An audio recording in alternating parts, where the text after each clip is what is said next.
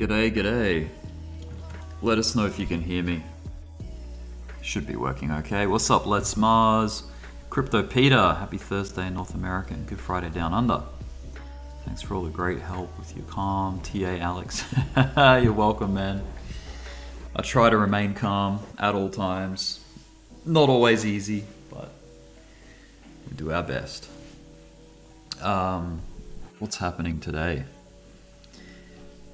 Let's go to the stock market and the dollar index, because I think that's gonna be interesting to have a look at.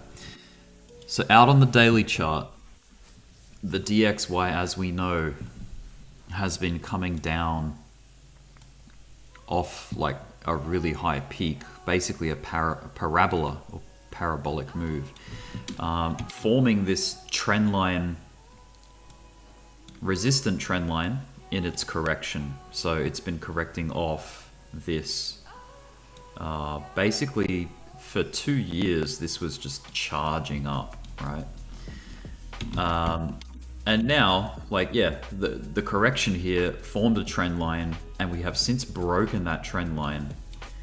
And seemingly enough, we have found support as we're building a rally here, but that's pretty much off the back of CPI, funds rate. The interest rate in America is still really high. So when those data pieces, or when that data comes out, it's been good news for the dollar.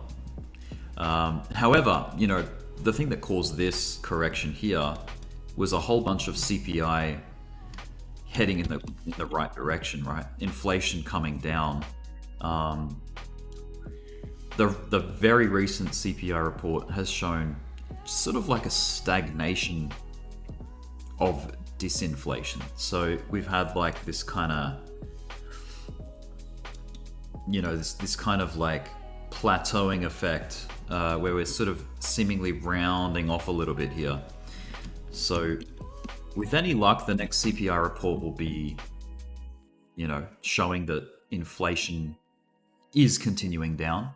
And just to give you a bit of an idea, let's go across to trueflation and see, because I haven't really looked at that in a while, and check it out. Okay, let's get a 1 month snapshot of what they're saying is happening for the back end of February. So yeah, disinflation, beautiful. A 6 month view. Look, they're pretty confident here, putting their statistics out that it's on its way down. So if that's any kind of anything to go by, this is only good news, right? I think the lowest reading they're getting here is 5.21% CPI. So we'll see how that pans out. Now, let's go full screen on the S&P 500, and I'll just see if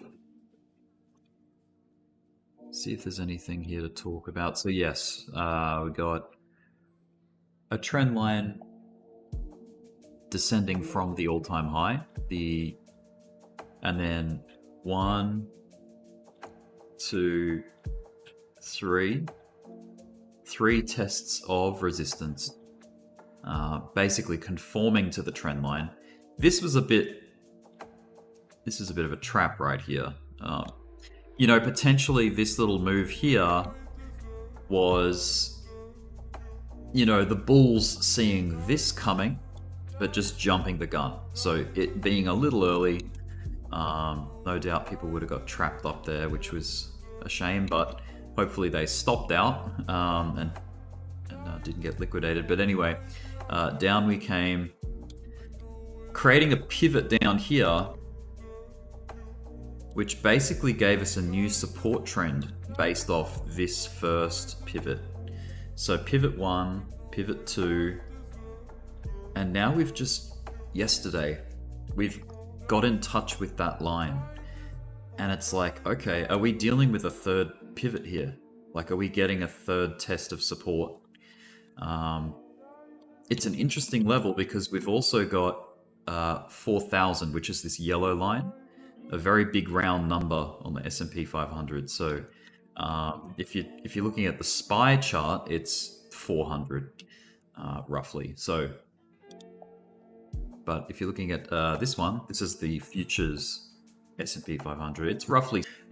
It's just that it doesn't conform to the trading hours that the S&P 500 usually conforms to. So that's what we're dealing with here. We've got some kind of uptrend that we're, the bulls are hoping to maintain.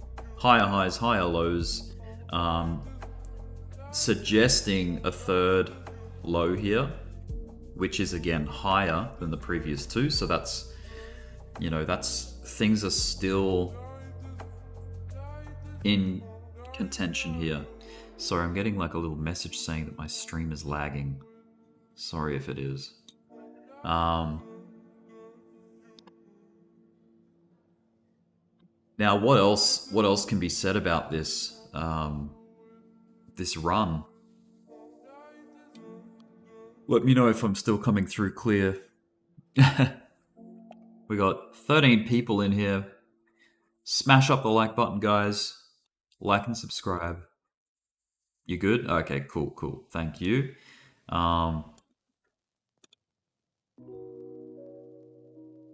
So a couple of patterns that have been concerning during this bear market, I'll show you those, and we're gonna trace out what may be happening again.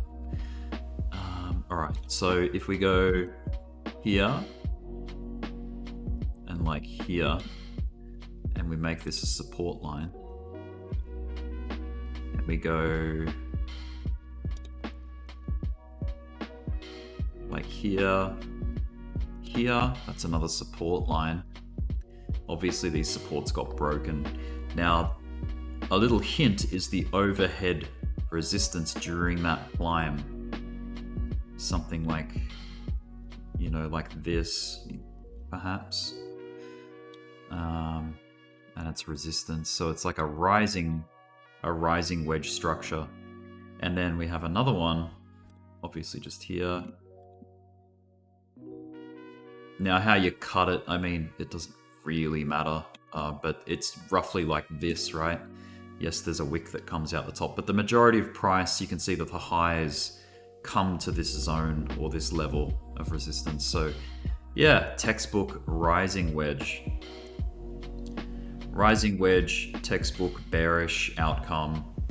Now, have we been dealing with, or did we recently have a rising wedge? I kind of see there's potentially one. Let's trace it out. So obviously we've got this support. We'll talk about that recent support in a second, but there's this one here that kind of goes like that. And if we go support, lock that in, and then we'll go for another resistant, because there seems to be some kind of resistance. Now in this case, it seemed to be maybe more of a channel rather than a wedge, but let's see. Yeah, like if you take it wick to wick here like that, it's kind of like a rising channel. Yeah, I guess it just depends how you're cutting it. Like if you cut it like that, obviously you can make more of a wedge shape that. But anyway, so maybe this isn't the one to look at. Maybe we want to be focusing on this trend at the moment. Let me just enlarge the lines so I can show you what I'm talking about. All right, so here, this will have to be a thick line too, just so we can see it. So there, and like here, that is not great. That's kind of concerning. That could prove to be tricky to get through. So if we go, there we go. That's what I'm looking at. And just for the sake of clarity, let's get rid of these old ones. We've got that description for the previous like rises there. But yeah, from what I can see, we've got some kind of ascending formation, which is textbook bearish. So, you know, proceed with caution, basically. If we get a bounce here, awesome. Like if we're able to rally back up on the S&P, maybe even retest here, and if not, get a wick touch to come up to the top of this pennant, or this the rising wedge, sorry, before getting rejected, and then maybe breaking down from there. However, just remember, like, this breakdown, which may happen, could happen like in the coming hours. Like we could see that dump back in, and God forbid drop back below the trend line here. We'll see. Try to remain positive with it. Like, you know, if it does drop, you can be taking advantage of the drop with a short, or you can be catching some good entries to come if this path of discount continues down, and we, you know, maybe double bottom here, like test the base, or if not, even make lower lows. Well, I mean, that's further down the track. We'll have to see how CPI goes. See, a lot of economic factors have to come forward to support that kind of move, right? It's not just going to happen naturally. It needs a reason to go there, basically. All right, so let's see how this ties back to Bitcoin.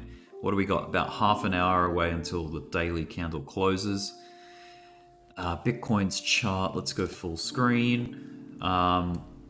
Now, if you can remember, we were looking at this line here as a support trend, and a resistant line being 25,000 basically.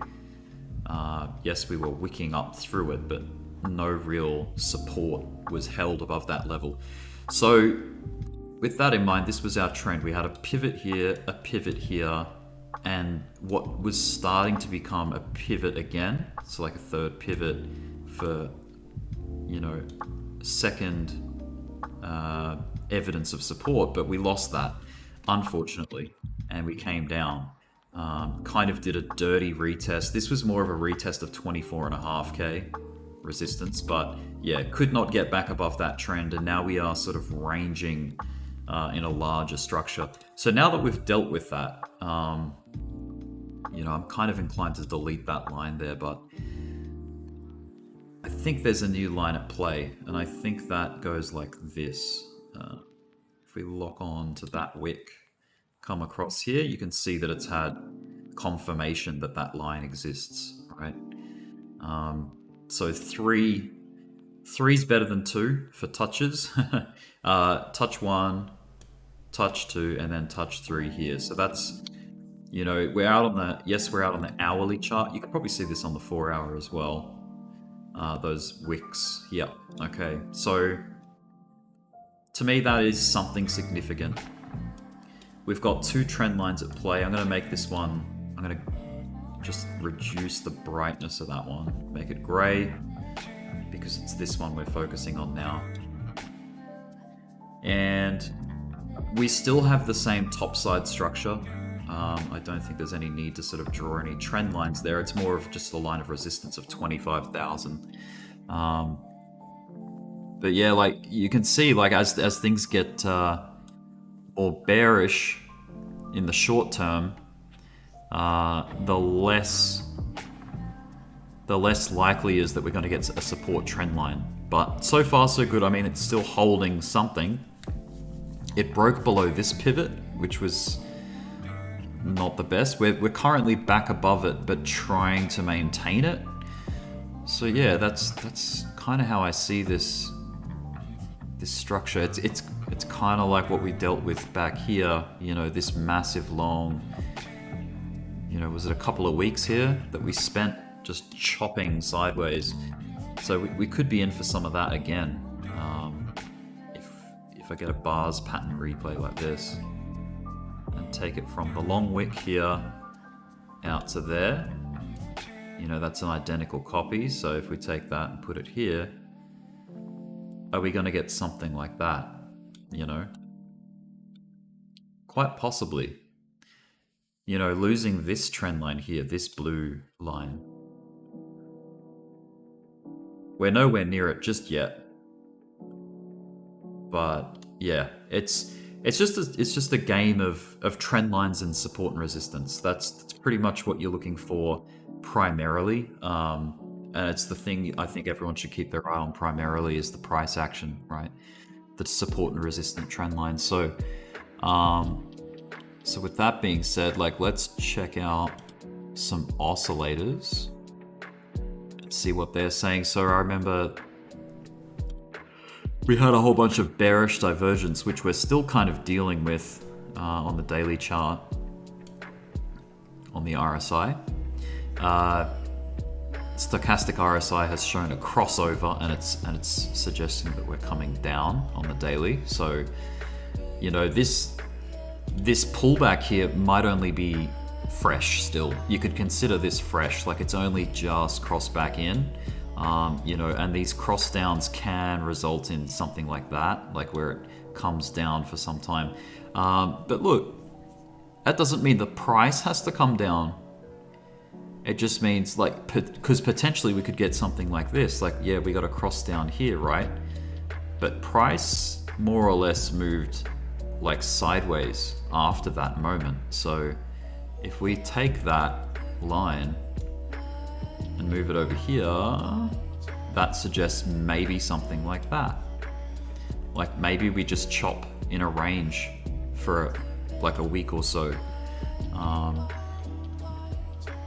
But yeah, like I said in a previous stream, a couple of streams ago, there is, in my opinion, two ways to deal with bearish divergence or any kind of divergence, and that is a price correction to reset the oscillators, or a time correction, which is basically just where you get no movement in price and you allow the oscillators to come back to neutral, much like sort of neutral's like hovering around 50, right, on the RSI. Yeah, like as we know, markets like to swing up and down, and you'll get overbought, oversold, so it doesn't stay neutral for too long. Neutral kind of depicts a squeeze going on, so yeah, like if we do get another one of these like choppy sideways bits, maybe that's what happens. Maybe we get a squeeze. You know, maybe we get some kind of pennant structure. And then, you know, it being an uptrend, the trend is your friend until it ends. With a pennant like that, if it was to occur, like I would expect a move to come up out of that. But yeah, let's keep an eye on these trend lines and see if it gets supported along the way. What's up, Leroy? We've got Leroy Essel. Cold in Las Vegas. Damn. Las Vegas. I always like thought of Las Vegas as a hot place in the desert. What's up, Jack? How you doing, man? So let's go back down to the hour chart. I think we're just rounding out the day now. We've got 25 minutes left on today's candle. All right, let's do some candlestick analysis on the daily. I'm gonna hide all the drawings here. Go full screen daily. And what candle have we just dealt with? And that is another red day for Bitcoin. Signs of sell pressure and buy pressure on both sides. You can see the length of the wicks here. There's no real decision yet. It's kind of just wait. It seems to be just waiting in a range, just like we did back here for all these days in a row, right? We're all hoping for, you know, volatility, like whether down or up. We just want to see that, I guess, to trade it. But yeah, like it's very magnetic up here. Things seem to be magnetic. So I guess from that approach, like if you're expecting more rectangle type activity or behavior, then I guess the way to trade that would be to buy the selling side of the the low side of the triangle, and then hold it until it gets to the top of the triangle to sell, right? So long, short, who would have thunk it? Buy support, sell resistance. Short resistance, close at support, kind of thing, But that goes out the window when we lose this second pink line down here, I would say. So this pivot is kind of key. Like, go back to the hour chart and look at it. That was a very sharp pivot point with volatility both sides. Like it sharp came down and it sharp went back up. So pretty deep line in the sand right there. Keep your eye on that level. It's 23,340 roughly. Now the line where the pivot we're dealing with now is we're trying to maintain support at 23,840-ish roughly. So we'll see in the coming hours. Like, we're going to get a fresh day coming up soon. If we can crack back above 24k, then that sort of solidifies this ranging theory that we're in a range. We're just trading a rectangle, right? And we're longing support and selling resistance. Not financial advice, but that's just kind of what we're dealing with until proven otherwise, I think. But yeah, let's see what the new day brings. It's only like 42 minutes away. Sorry, 22, not 42. 22 minutes away. So while we're waiting, let's do a bit of a macro look at Bitcoin. Now there's something called the super trend indicator, and let's go on to the longest history for Bitcoin that we have, and that is on the index. We'll go to a weekly view so we can see all the candles in logarithmic view. So you can see dating back here to 2009. So I was actually kind of alerted to this analysis by watching another stream. So another YouTuber was talking about this guy called Crypto Crew University. But basically he was looking at the full history of Bitcoin logarithmically on the weekly, and he brought on the super trend indicator. So it looks like that. Now there's a bit of a variation on this. The ATR that he had it on was 3.9 and I think 10. Yeah, I mean, it doesn't make too much of a difference. Probably, yeah, HL2, 10 and 3.9 for the super trend.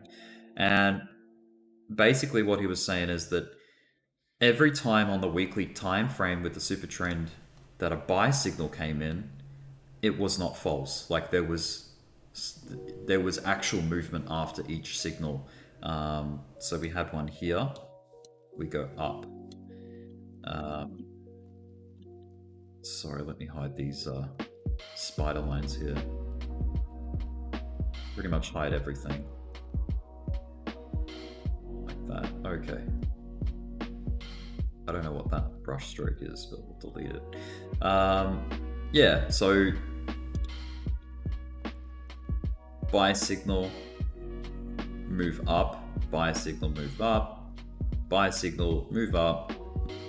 This was probably the only area that was kind of sketchy, but nonetheless buy signal, and it was correct, like it went up from there. This got interrupted by COVID, right? There's the COVID crash, which was felt in every market. So that kind of threw this indicator off a little. So it was correct overall. So if we didn't get that pandemic, then damn, this might have just been a nice long green trend that came up, But anyway, that's the reality. That's what happened, and here we are.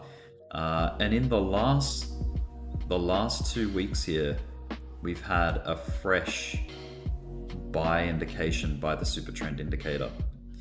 So is it going to get it wrong? Like, is this wrong? That's the big question, But hey, look, if this thing's been right once, twice, 3 times in very big ways. Like there was no doubt about that these were correct signals, right? In this phase of the market. You could argue that that was correct too because we did rally up. However, there was a lot of there was still, which I think is what this year's going to be like, is we're going to get, yes, we're going to get our relief rally, but there's going to be a lot of chop and consolidation along the way.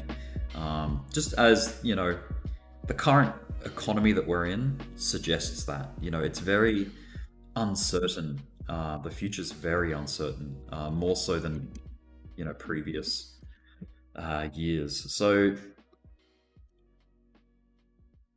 that's what we got. I mean, last year was very certain. It was a bear market, no doubt. Inflation was getting out of control. Interest rates were going up to combat that. And, we got a very nasty bear market drawdown, right? Can you see the pattern we're dealing with here? Like there seems to be, a bear market that separates each of these impressive rallies. So we had an impressive rally here, an impressive rally there, and if you want to class that as one there, as one whole one, this was kind of anomalous, this black swan COVID dip. So I'm just gonna exclude it as, proper price action trend. But then we had, the 2022 bear cycle there too. So can you see a pattern forming here? Like it seems to be, even though we had a recession last year, technically, two negative quarters of GDP being negative 2 quarters in a row. I think it was Q2, Q3, or maybe Q1, Q2. Anyway, that was basically a recession. And we've come off the back of it. We're starting to report positive results for Q4 of last year. We just had we've had the advance, and we just last night had, or a few hours ago, we had the preliminary GDP, which showed a 2.7. Now advance showed a 2.9. So long story short, they're both positive, like positive growth. That basically cancels out, the recipe for a recession. Basically, a recession needs negative GDP. That's part and parcel what a recession is, right? It's how it's defined. It needs negative quarters. So the fact that Q4 is looking positive is, that's a good thing. It's broken that cycle, that bear cycle, and we can see that reflected in the markets. It's clear as day. Like we've got, we're rallying. All of 2023 has been bullish so far. That's pretty evident, right? Not only in crypto have we had this positive action, but in the stock market, we've been rallying since October. We've been pushing up. So there's no doubt the American economy is strong. Like it's holding ground, and there's some people are still saying, look, things are gonna change for the worse. Like it's gonna get real ugly this year. And if that's the case, so be it. Like that's just the reality we'll have to deal with. But at the moment, there's optimism there. There's a bit of hope left for a turnaround and this so-called soft landing that some people suggest. Because there's basically, you've got a spectrum. You've got the bulls, the people calling for soft landing, right? And then you've got the extreme bears, like the bears calling for a recession that's going to come, and it's going to be a giga, like mega recession. So it's like, who's right here? Like, does the truth lie somewhere in between? And most likely that's usually the case. That tends to be what happens. You get extremes in both directions, polarizing views, and the reality, more often than not, lies somewhere in between. So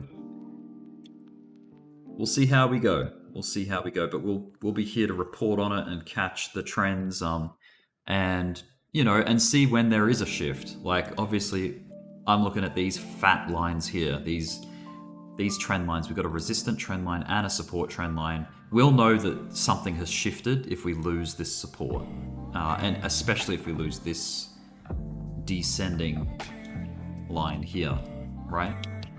But for now, it's like, yeah, we're on the cusp of a potential bounce here. Like this could be a pivot.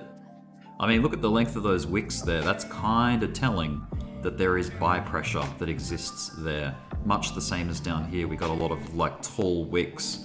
You know, these candle bodies were interesting. But anyway, tall wicks suggesting pressure, right? Just like on the top side, when you get tall wicks on the top side, that's pressure. Pressure which can pivot price. So look at this fat tall wick, that's pressure. Look at this tall wick here, that's pressure. You know? Tall wicks on the bottom here, pressure, pivot. This one was kind of like a silent killer because it wasn't very tall in the wick.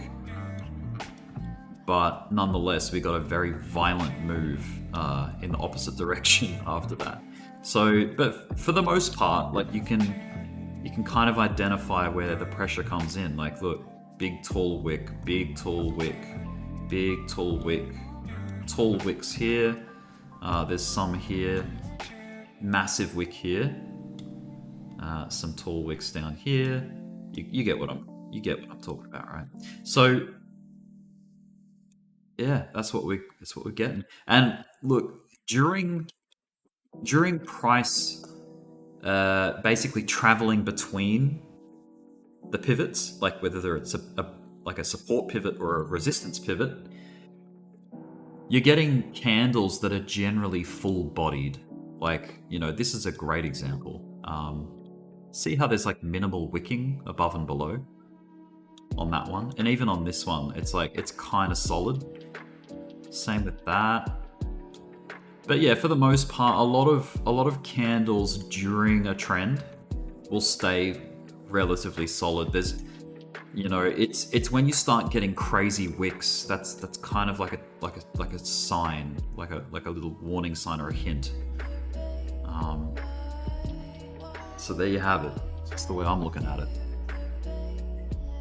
So S&P 500 suggesting support here.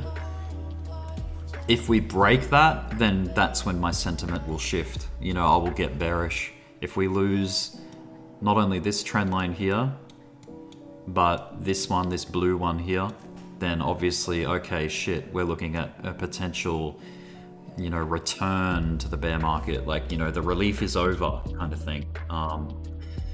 Does that mean we form brand new lows?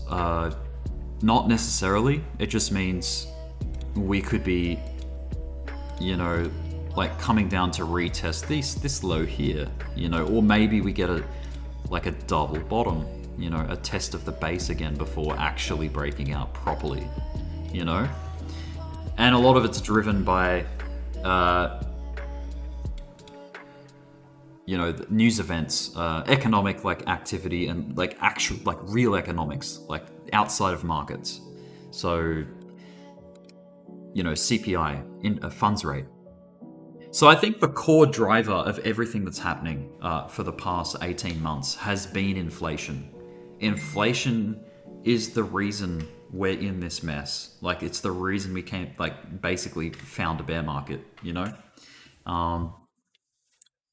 You know, it's an interesting question to ask yourself, like, if we didn't have crazy inflation, would there have been a need to raise interest rates? Definitely not, right? So with no interest rates, or close to zero, and no inflation, or inflation being under control at you know, roughly around 2%, you know, the market trajectory may have stayed high, you know, and like kept in this growth trajectory that it's in. But as you know, like, these cycles are necessary, like, and it's part of keeping the trend healthy as possible, right? If we go out on the weekly on the S&P 500, we'll get as much in as we can. Like, that kind of curve that you deal with is just, it's not great. There's not many opportunities that present themselves in that. I need to sneeze. Excuse me. Sorry. I just needed to sneeze. All good. All right. So yeah, look, along the way, on these crazy like moves up, these up only kind of markets, right?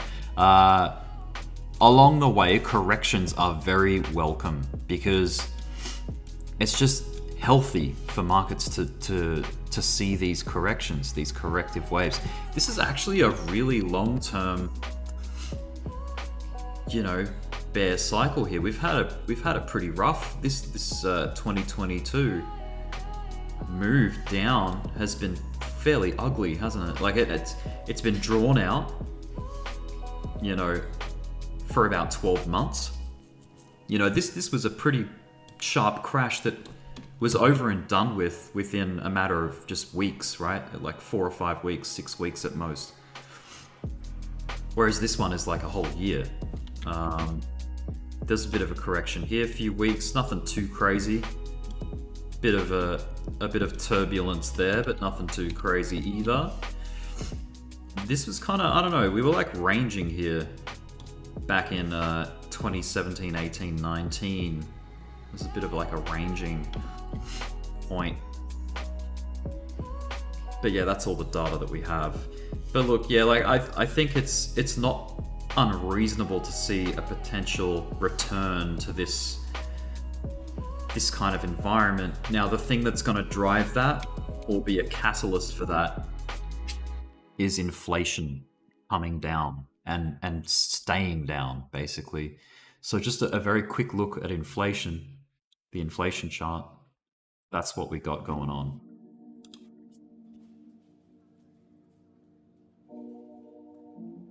I don't know what happened to my drawings on this chart, but I'm just going to delete all that anyway. Start from the beginning. So we know that we, you know, as far as the government is suggesting, we had a peak of 9.1%. The latest CPI report was a disappointment because it has shown that there's been a bit of a sticky period that we're getting in, or we're coming up on, and it's kind of plateaued a little. It's lost that momentum down that we were enjoying, right? But yeah, let's see what the next CPI report spits out. I think there's how many days left of this month? About 4 or 5 days left of February. And then we have the next CPI coming out on the 14th of March. So 2 weeks. 2 weeks into March, we get that next CPI, and we really hope that we get something significantly lower than 6.4. Now, Trueflation suggests that we do. You know, it's shown for the last 6 months that we've been falling. Now, year to date, yeah, like yes, there's hiccups along the way, right? But for the most part, look, the trajectory's down, which is a good sign. I take it. Yeah, a bit of a plateauing here again, like sort of kind of like what we had over here for like the back end of January. But yeah, overall, a nice trend down. Hopefully we can keep it up and get down to, you know, sub 5% for inflation this year. You know, getting into the 4s would be nice. But look, we're still early. This is February. We're only 2 months in at best for this year. So the year is young, the night is young. Let's see how it goes. Now, how many minutes? We've got 5 minutes left until the daily close for this candle. Smash up the like button, guys. We'll see if we can get some more people to filter through. I wonder if anyone else will come in for the daily close, potentially. What do we got? What are we dealing with here? Okay, a candle rising up here. The last hour has been bullish engulfing, right? We've had a bullish engulfing candle so far. Still under 24K. So still kind of ordinary, right? But from an hourly perspective, like, yeah, there's some headroom above us for the RSIs. You know, both your standard and your stochastic are looking good. So yeah, there's potential for a bit of activity above 24 again if we're lucky. Yeah, it looks like it's... Let's go down to, like, say, let's just go to the 1 minute and let's follow these last few minutes. 4 minutes left of today's candle. There's the line there for where the day ends. Now, calendar-wise, I think there's one more high-impact event to go before this month is through, and I think that's PCE. Bit of a pullback here. Let me just quickly look at that. Calendar Forex Factory this month. Scroll down to the bottom because we're almost through. Yeah, core PCE price index month over month. So we're looking at a forecast of 0.4%. PCE, personal consumption expenditures. It's the Federal Reserve's primary inflation measure. Inflation is important to currency valuation because rising prices lead to central bank to raise interest rates out of respect for their inflation containment mandate. What a mouthful. So yeah, personal consumption expenditures, kind of like a somewhat of a look at inflation. So we want to see that come down, not go up, I feel. Yeah, all right, let's go back to Bitcoin.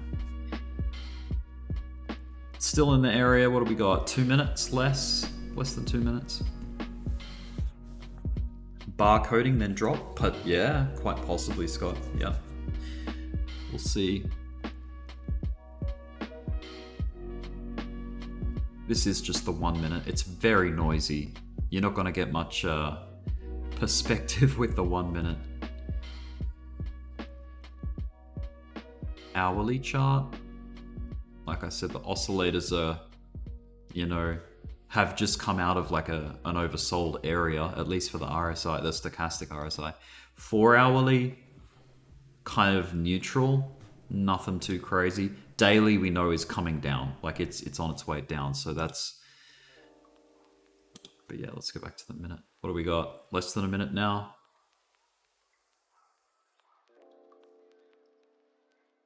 The final minute of the Thursday candle.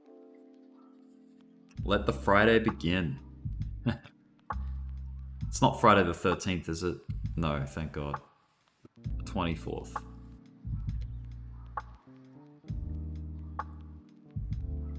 "30 seconds. So yeah, I think it was another bearish day, wasn't it? Another red day? Yes. Yep. 3 red days in a row.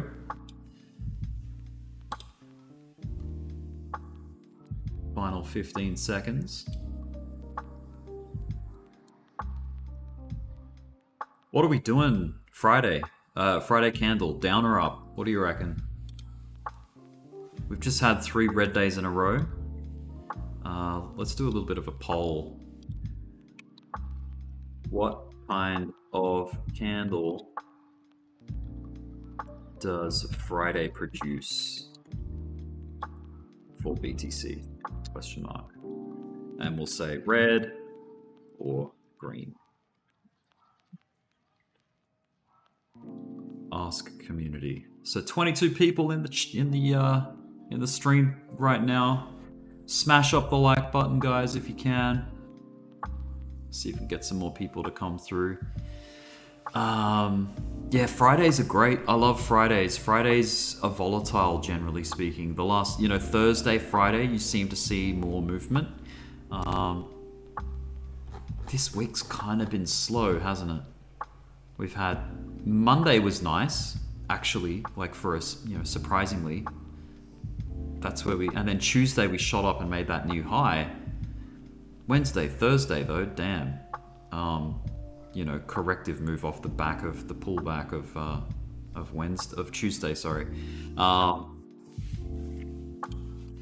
So we got some people suggesting green, okay. 6 people have voted so far. A couple of reds in there.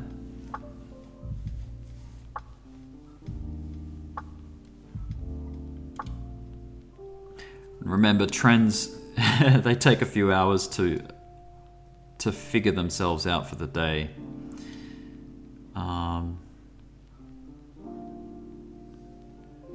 Thursday. So yesterday, how did that start out? There's the start of yesterday. So it actually took, let's see how long it took to get the ball rolling there. 2 hours, like 2 hours of not really much happening before we got that push up above 24.5. And then we collapsed. Came back down, got in contact with the trend line, which was established from this pivot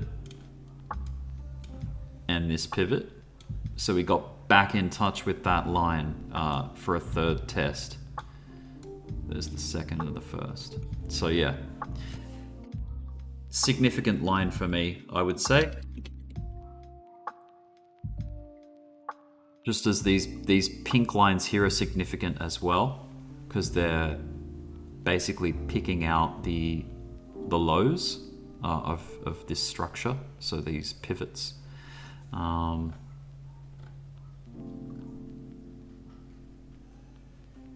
But yeah, it's interesting.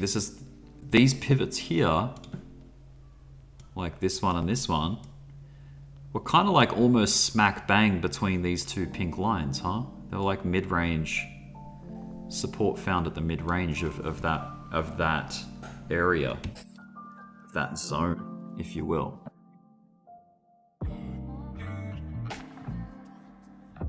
So from a couple of days ago, a couple of streams ago, we were looking at this, and I put a vote out there. I said, what breaks first, that support trend or this 25k resistance? And the people that said support would break were correct. I was wrong, because I was actually leaning toward you know, a bit more movement and maybe even a new high.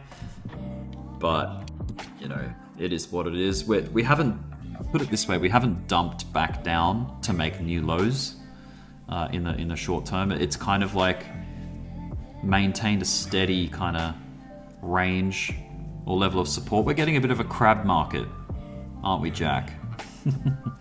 Crab market 2023. But yeah, here we are. This is where we're at. So obviously we have to wait a whole bunch of hours before we get the stock market price action coming in. But I love a Friday. A good Friday, you know, bring it on. Thursday, Friday. So there's your Thursday. Thursday was kind of volatile. I mean, we had, what was it? It's 7 candles per day on the S&P. Let me go back here. 1, 2, 3, 4, 5, 6, 7. So that was Thursday. It was just a big V. Monday, Tuesday, Wednesday was kind of like just they all made up this one big slope. And then this, crazy gap up yesterday, and then we filled it pretty violently and then bounced back up again. So it's kind of all over the place at the moment with the S&P 500. Suggesting a potential pivot here though, that V, right? That Thursday V shape. Friday should be interesting. Friday, bring on Friday. I'm all about Friday. Good trading usually conditions for Friday. Yeah, I think that pretty much covers it, guys, like to where things are headed. Let's just do a bit of an overlook on some of the altcoins. Now let's go to the Mac Daddy. Let's go to Ethereum first. I think I had a chart that had some TA on it. Is it this one? Maybe not. It could be a different one. It could be like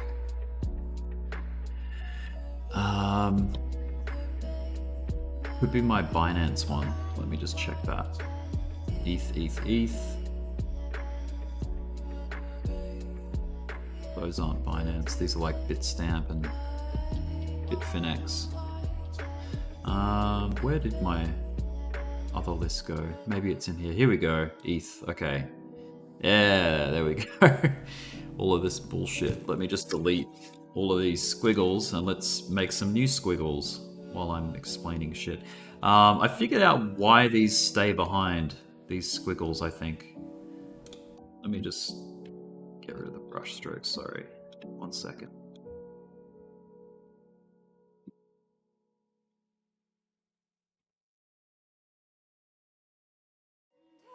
There's a path tool there. I think we can delete the path. Yeah. Brush. Brush, brush, brush, brush, brush. Delete. Satisfying, right? Okay, what's this one?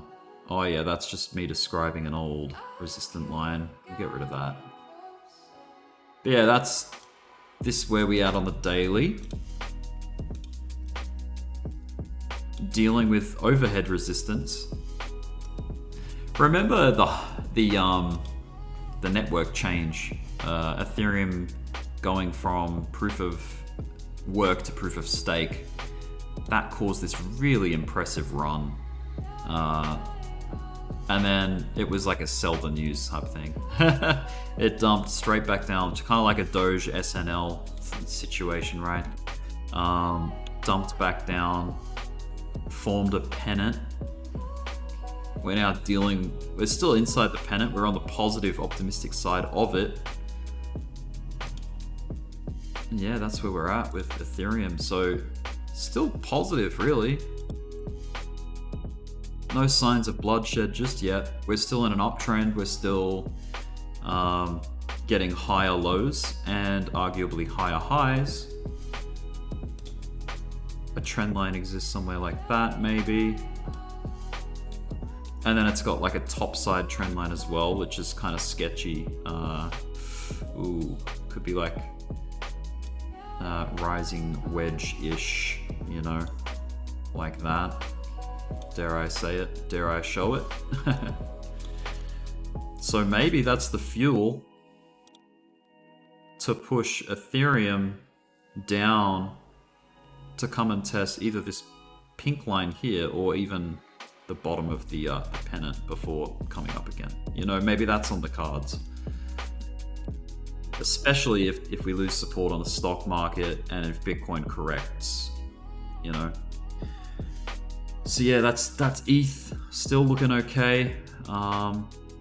Maybe I'll keep those there. Let me lock those in. Do I have templates? No. Okay, I want a blue resistant template. So this is how you make templates. Save drawing template as resistance line. Or resistance trend, rather. Just call it trend, yeah. Resistance trend, and then we want to make this one. See how it's there now? We're going to save this one as support trend. And then I've got them, I can just click on them when I need them. Cool. Helpful little tools.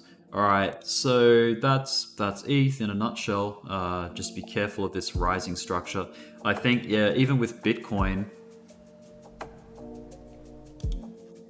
to go back to Bitcoin just quickly, the whole thing looks kind of scary because we've got this support line here, which may not hold forever, right? And we got some kind of resistance overhead too. It really gets depicted by this line here, doesn't it? Now this line should be white, my bad. Let me support trend. Okay, there we go. Okay. And then this line kind of comes even from down here and gets extrapolated, traced up. So the whole structure is scary as hell.